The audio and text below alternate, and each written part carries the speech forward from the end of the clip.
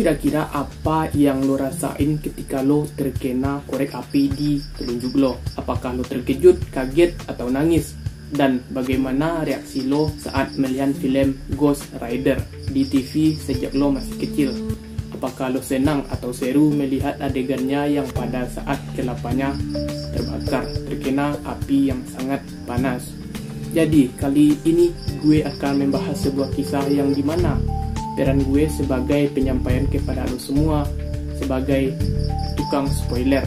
Jadi kisahnya tentang kartel CGNG yang berada jauh di Meksiko sana, yakni di Amerika Latin, yang salah satu dari mereka dieksekusi oleh kartel lain dan dia disiksa habis-habisan. Yang jelasnya kepalanya tidak didor melainkan dibakar hidup. Tapi demi keamanan bersama, gue harus berhati-hati mengedit atau mengontrol tutur kata gue, karena konten ini sensitif karena pihak YouTube udah negur gue karena video yang ini. Kalau lo semua nggak nyaman atau kata banyak yang gue sensor, tolong dimaklumi saja, karena ini semua untuk kebaikan bersama daripada video ini nggak closing oleh YouTube. Sebelum kita ke videonya dan perkenalkan semuanya, nama gue Didis, gue berasal dari Indonesia dan selamat datang kembali di channel gue yang dimana konten ini bergerak di bidang gore, creepy, dan disturbing. Yang di sini lo bisa melihat video kekerasan, kecelakaan, dan adu jotos. Dan tidak lupa pula sekedar mengingatkan ke kalian semua supaya tidak ketinggalan video terbaru dari channel ini. Alangkah baiknya lo tekan tombol subscribe di bawah ini dan nyalakan notification bell. Dan setelah sudah siap, nyalakan lilin kalian dan kita ke videonya.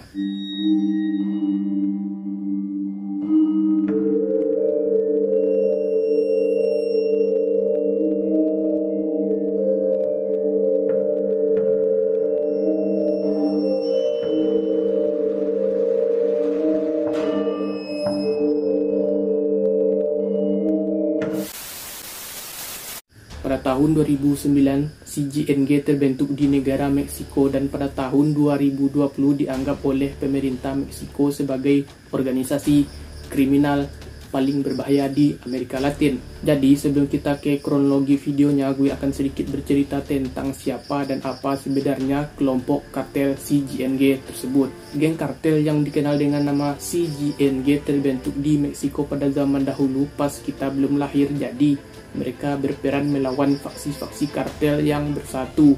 Pertempuran itu terjadi terus-menerus selama beberapa minggu tanpa ada intervensi yang menyadari otoritas pemerintahan manapun. Yang diinginkan oleh kedua organisasi kriminal tersebut mendapat kendali atas produksi narkoboy dan rute transit ke perbatasan Amerika. CGNG adalah organisasi kriminal dengan reputasi mengerikan yang dipimpin oleh seorang pria bernama El Menco. Dia adalah salah satu raja narkoboy paling dicari di Amerika dan Meksiko. Dia adalah bandit kelas atas di Meksiko dan Amerika, yang dimana mereka telah mengadakan sayembara barang siapa yang mendapatkannya akan diberikan $10 juta untuk kepalanya saja. Dan bagi siapa saja yang dapat memberikan informasi yang mengarah pada penangkapannya, yang dimana tempatnya tinggal yang saat ini tidak diketahui. Geng terkenal ini menghasilkan uang dengan cara mencuri, menjual minyak mentah dalam jumlah besar dan produksi, serta memperdagangkan narkoboy seperti metafetamin dan kokain. Kegiatan ini saja menghasilkan lebih dari $12 triliun per tahun atau setara dengan 62 triliun. Setelah gue rupiahkan nolnya 16 coy. Mereka juga mengambil bagian dalam penyeludupan senjata tajam, perdagangan manusia, pemerasan, penculikan, prostitusi, penipuan, pencucian uang, dan penyeludupan orang.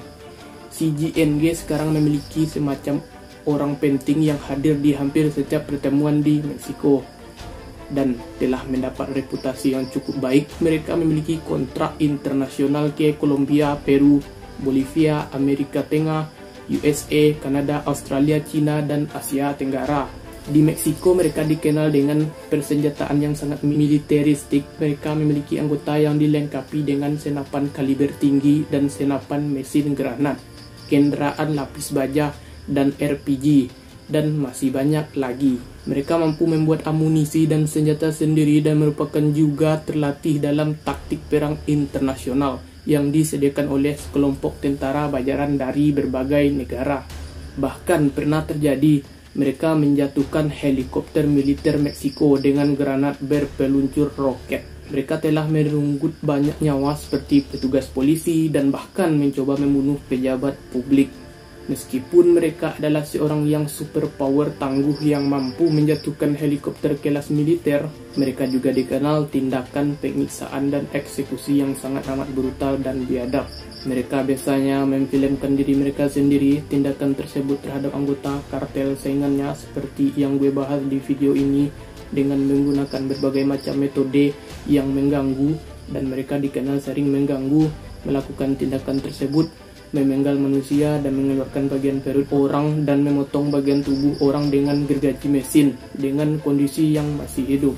Beberapa sumber mengatakan mereka juga kerap melakukan kanibalisme terhadap beberapa korbannya. Setelah beberapa hari berjuang untuk mengamankan wilayah hingga sampai ke perbatasan USA, sekelompok CGNG Sicario menculik salah satu dari mereka yang berkhianat dan pemimpin kartel bersatu, dan pria tersebut dijuluki penunggang hantu yang dimana kepalanya terbakar.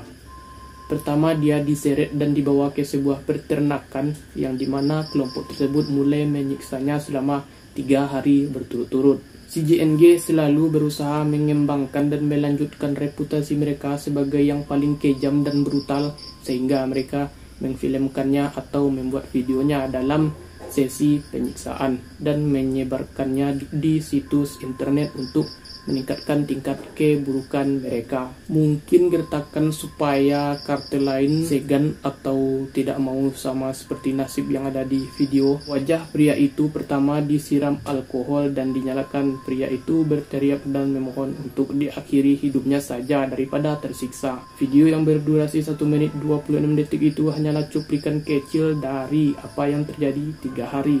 Tetapi ketika dimulai, lo bisa melihat pria menunggang api berlutut dan dikelilingi oleh anggota geng di awal video. Wajah dan kepalanya dilalap api dan api telah membakar kulitnya. Kemungkinan kalau dia selamat, dia bakalan cacat, tapi video yang gue bahas tidak ada yang selamat.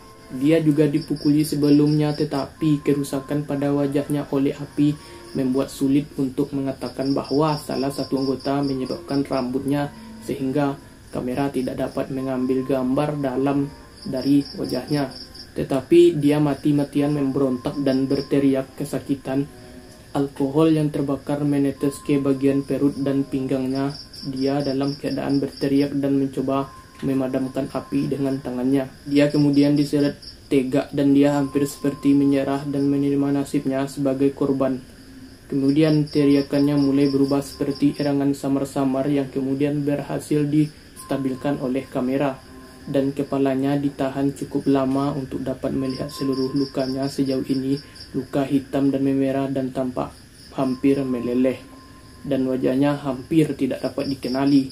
Video tersebut beralih ke depan. Api sementara ini sudah hampir menghancurkan kelopak matanya, sedangkan bibirnya tidak ada lagi fitur yang didapat dikenali di wajahnya. Video tersebut beralih sementara ini sudah hampir menghancurkan kelopak matanya, sedangkan bibirnya tidak lagi ada fitur yang dapat dikenali di wajahnya, dan mata yang penuh melotot dan tangan tampak terikat di belakang punggungnya. Sebagai anggota menyalakan wajahnya sekali, api kembali melahap wajahnya. Dia bahkan tidak bereaksi terhadap nyala api itu. Mungkin api itu telah menghancurkan sarafnya. Dia hanya mengeluarkan suara erangan samar-samar. Kemudian geng itu tertawa ketika memamerkan pria hangus tersebut. Saking lamanya terbakar, jikalau api itu udah mulai redup, maka mereka akan menambah nyalanya lagi menggunakan alkohol. Begitupun seterusnya. Tengkorak dari pria itu sudah mulai kelihatan yang memerah, sedikit hitam, dan video pun tiba-tiba selesai. Jelas untuk mengatakan bahwa pria itu meninggal dan mungkin dia disiksa lama setelah klip video ini berakhir. Dan setelah gue kumpulkan secara online, pria yang sedang mendapat julukan pengendara hantu karena itu metode pilihan seperti yang ada di dalam video menyiksa brutal. Anggota geng mengejek nama panggilannya dan menimpakan kepadanya apa yang dia lakukan pada orang lain. Apakah ini benar atau tidak? Gue tidak tahu pasti tentang detail tentang pria ini, bahkan tidak dapat menemukan nama aslinya. Sifat dari video semacam ini selalu mengejutkan dan video kartel tidak pernah gagal menyampaikan tingkat kekerasan yang tercelah, tetapi kebiadaban yang tercelah. Tetapi kasus ini membuat gue terasa muak dan terganggu. Sekarang tentu saja gue tidak dapat menunjukkan hal seperti itu di YouTube. Akan tetapi video kartel pengendara hantu mungkin adalah salah satu video kartel yang paling mudah ditemukan secara online. Sangat banyak bertebaran di internet, apalagi di Reddit. Itu cukup untuk menemukan video yang lo cari. Tapi gue memperingatkan kalian semua bahwa video ini sangat amat berbahaya dan mengerikan dan mengganggu untuk ditonton. Jadi bersiaplah untuk selanjutnya untuk pikiran Anda supaya aman. Jika lo sudah melihat video ini secara langsung, silahkan komen di bawah ini bila ada yang salah di pembahasan gue kali ini. Mungkin orang awam tidak akan menemukan video ini karena perlu VPN dan aplikasi tambahan untuk menemukannya. Karena ini video ditemukan oleh teman dari teman saya dan yang harus gue bahas. Dan sekian video ini gue buat, dan sampai jumpa di lain kesempatan untuk video lainnya. Dan akhir kata, selalu waspada karena dunia ini banyak sisi gelapnya, dan oleh sebab itu jangan terlalu bersenang-senang supaya tidak menyesal di kemudian hari. Gue Didi selaku moderator pamit undur diri. See you on the next video. Bye bye.